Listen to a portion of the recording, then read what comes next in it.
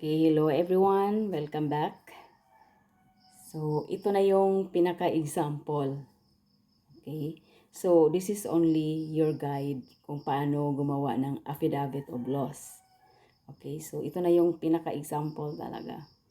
So, tinype ko na to para konting elaborate na lang. Okay, of course, sa left side ng papel is ito, Republic of the Philippines. Tapos City of Toledo. Yan, ganyan ang pagsulat. Then, affidavit of loss, ito.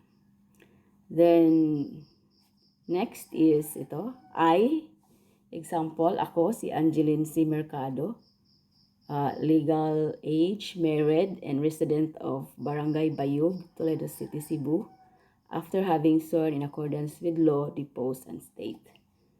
So, kapag mga affidavit kasi, ang intro talaga ng letter is ganito. Ganyan, ganyan, kung anong pangalan mo, legal age, then, ang legal age is 18 above, okay? So, kung married ilagay mo, then, kung single din. Then, address mo, yan. So, sa next paragraph, number 1.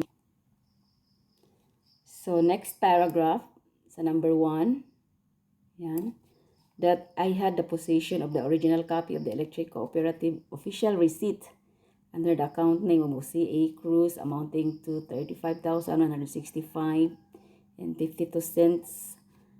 Ayan. Then, as payment for energy deposit. So, kung ano yung nawala, i-state nyo dito. Example lang naman to. Depende lang kung ano yung nawala mo. So, ito, sa example na ito, ang original copy ng official receipt. So, nakastate dito kung anong account name doon, at saka magkano yung amount, at saka kung para saan yun. O, diba? So, dito is para yun sa payment for energy deposit. Okay, so number 2, that I placed the said official receipt inside my drawer. Okay. So, depende lang yan kung ano yung nawawala nyo, i-state nyo. Kung saan mo yun, depende kung na-snatch ba yun, or na-snatch yung bag mo, or nabasa ba, or nasunog. Yan. Depende lang. Ito guide lang to. Then number 3, that on July 27, 2012, para naman ang layo.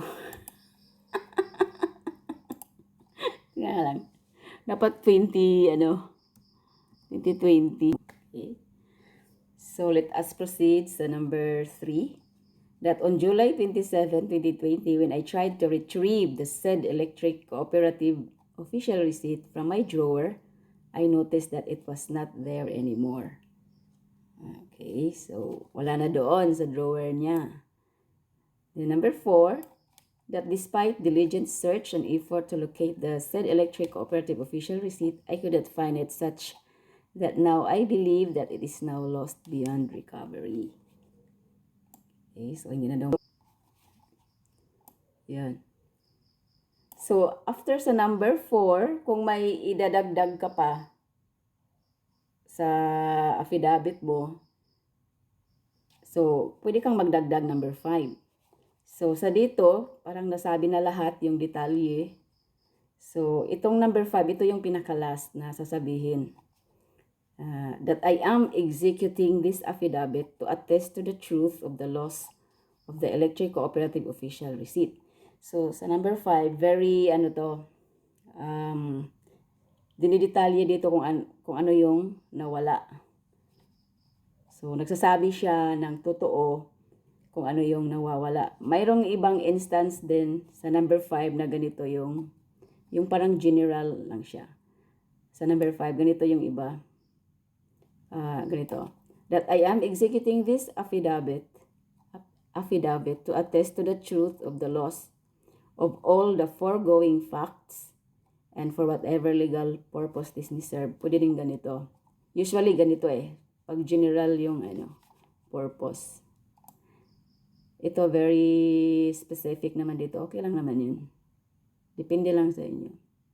Okay, so Okay, so for the last paragraph, it states that, in witness whereof, I have hereunto set my hands this November 2, 2020. Kung kailan mo to ginawa, in Toledo City, Cebu, Philippines, kung nasaan ka. Ayan. Okay, so after that, ilagay mo yung pangalan mo dito, affiant. Tapos, kung ano yung identification meron ka, government ID. So, yung andito is passport ID naman. So, example lang naman to. Okay, so next paragraph is, subscribe and sworn to me before this blank.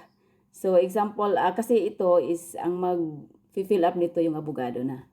Kung ano yung date na pinanotaryo nyo itong affidavit of loss. So, i-stamp ng abogado to. Okay, ganito lang.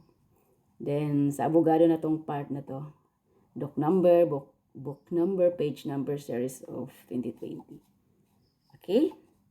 So, ganito lang. Ganun lang kadali. So, sana nakapagbigay ko ng konting idea na naman as guide kung paano gumawa ng affidavit of loss. Okay? So, thank you for watching and see you again in my next videos. Bye!